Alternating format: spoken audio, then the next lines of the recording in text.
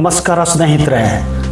ನಮ್ಮ ದೇಶದಲ್ಲಿ ಅತ್ಯಂತ ದೊಡ್ಡದಾದ ಲಿಂಗ ಕೋಟಿ ಲಿಂಗ, ಪಂಚಮುಖಿ ಲಿಂಗ, ಕದಲುವ ಲಿಂಗ, ದಿನ ದಿನಕ್ಕೂ ದೊಡ್ಡದಾಗುತ್ತಿರುವ ಲಿಂಗ ಎಂದು ಹಲವಾರು ಲಿಂಗಗಳ ಮಹಿಮೆ ಬಗ್ಗೆ ನಾವು ಕೇಳಿದ್ದೇವೆ, ನೋಡಿದ್ದೇವೆ ಹಾಗೂ ನಾನು ಇದೇ ಚಾನೆಲ್ನಲ್ಲಿ ತೋರಿಸಿದ್ದೇನೆ ಕೂಡ.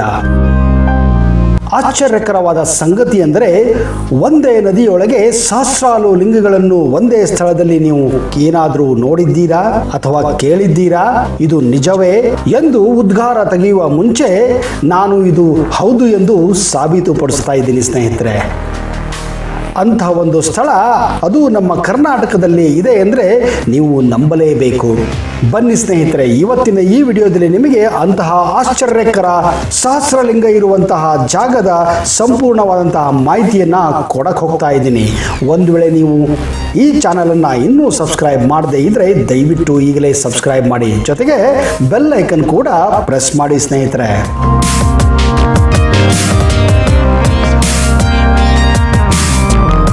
ನಾನು ಮೊದಲೇ ಹೇಳಿದ ಹಾಗೆ ಸಹಸ್ರಲಿಂಗಿರುವ ಕ್ಷೇತ್ರ ಅದು ನಮ್ಮ ಕರ್ನಾಟಕದಲ್ಲಿದೆ.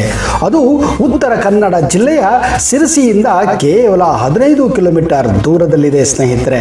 ಹಾಗೆ ಉತ್ತರ ಕರ್ನಾಟಕದ ಅವಳಿ ನಗರಗಳಾದಂಥ ಹುಬ್ಬಳ್ಳಿ, ಧಾರವಾಡದಿಂದ ಕೇವಲ 114 ಕಿಲೋಮೀಟರ್ ದೂರದಲ್ಲಿದ್ದರೆ, ಕರ್ನಾಟಕದ ರಾಜ್ಯದ ರಾಜಧಾನಿ ಬೆಂಗಳೂರಿನಿಂದ 411 ಕಿಲೋಮೀಟರ್ ದೂರದಲ್ಲಿದೆ.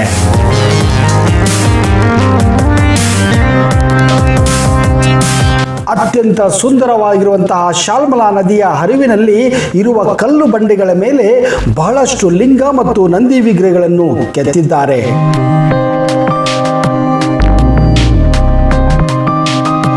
ಈ ಒಂದು ಕಾರಣದಿಂದಲೇ ಈ ಪ್ರದೇಶವನ್ನ ಅಥವಾ ಈ ನದಿಯ ಭಾಗವನ್ನ ಸಹಸ್ರಲಿಂಗ ಎಂದು ಕರೆಯುತ್ತಾರೆ ಸ್ನೇಹಿತರೆ.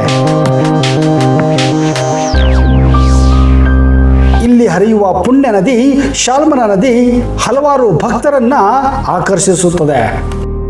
ಇಲ್ಲಿ ಸಹಸ್ರಾರು ಲಿಂಗಗಳು ಉದ್ಭವಿಸಲು ಅದರ ಹಿಂದೆ ಒಂದು ರೋಚಕ ಕಥೆ ಇದೆ ಸ್ನೇಹಿತರೆ. ಇಲ್ಲಿ ಸಮೀಪ ಇರುವಂತಹ ಸೋಂದೆಗೆ ಇದು ಸಂಬಂಧಪಟ್ಟಿದೆ. ಹಿಂದೆ ಸೋದೆ ರಾಜ ಅಲಸಪ್ಪ ನಾಯಕನಿಗೆ ಸಂತಾನ ಭಾಗ್ಯ ಇಲ್ಲದ್ರಿಂದ ಜ್ಯೋತಿಷಿಗಳು ಶಾಲ್ಮಲಾ ನದಿಯಲ್ಲಿರುವಂತಹ ಕಲ್ಲು ಬಂಡೆಗಳ ಮೇಲೆ ಸಹಸ್ರ ಲಿಂಗಗಳನ್ನು ಕೆತ್ತಿಸಿ ಪೂಜಿಸಿದರೆ ನಿಮಗೆ ಮಕ್ಕಳಾಗುತ್ತದೆ ಎಂದರಿಂದ ಆ ಮಹಾರಾಜ ಈ ಪುಣ್ಯಕ್ಷೇತ್ರದಲ್ಲಿ ಸಹಸ್ರಾರು ಲಿಂಗಗಳನ್ನ ಹಾಗೂ ನಂದಿಗಳನ್ನ ಕೆತ್ತಿಸಿ ಪೂಜಿಸಿದರಂತೆ.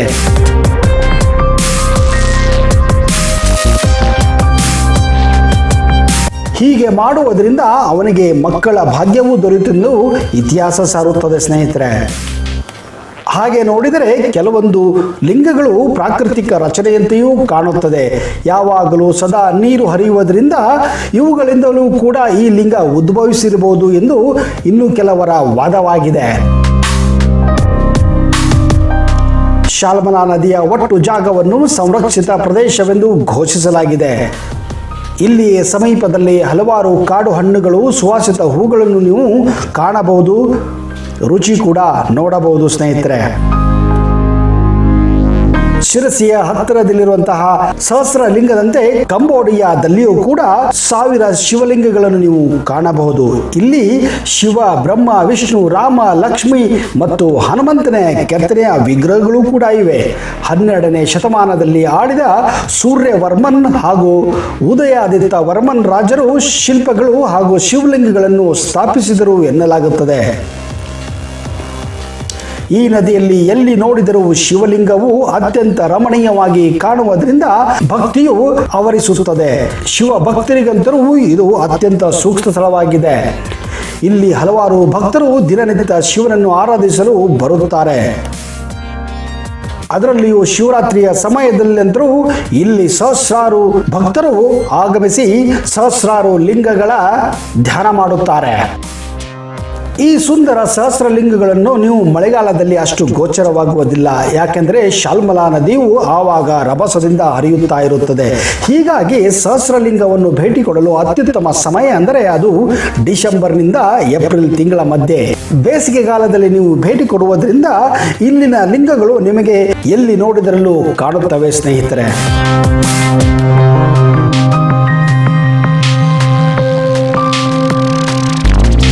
ಸಹಸ್ರಲಿಂಗ ಅಕ್ಕಪಕ್ಕ ಸೋಂದ ಸೋದೆ ಮಠ,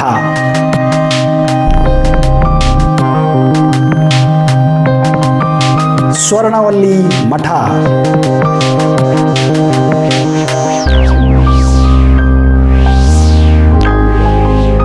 ಬನವಾಸಿ,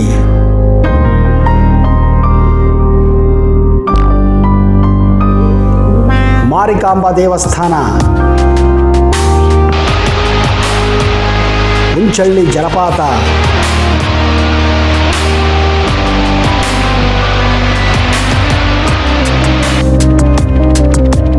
ಶ್ರೀ ಕ್ಷೇತ್ರ ಮಂಜುಗುಣಿ.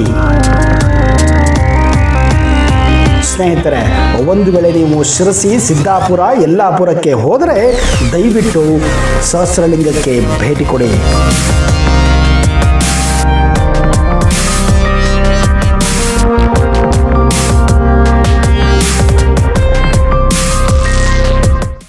ಆರ್ಥಿಕ ಸಮಸ್ಯೆ, ದಾಂಪತ್ಯ ಸಮಸ್ಯೆ, ಮದುವೆ ವಿಳಂಬ, ಜೀವನದಲ್ಲಿ ಎಂತಹದೇ ತೊಂದರೆ ಇರಲಿ ಫೋನಿನ ಮೂಲಕ ನಿಮ್ಮ ಸಮಸ್ಯೆಗಳನ್ನ ಬಗೆಹರಿಸುತ್ತಾರೆ. ಹಿಂದೆ ಸಂಪರ್ಕಿಸಿ ಋಷಿಕೇಶ್ ಭಟ್ ಗುರೂಜಿ.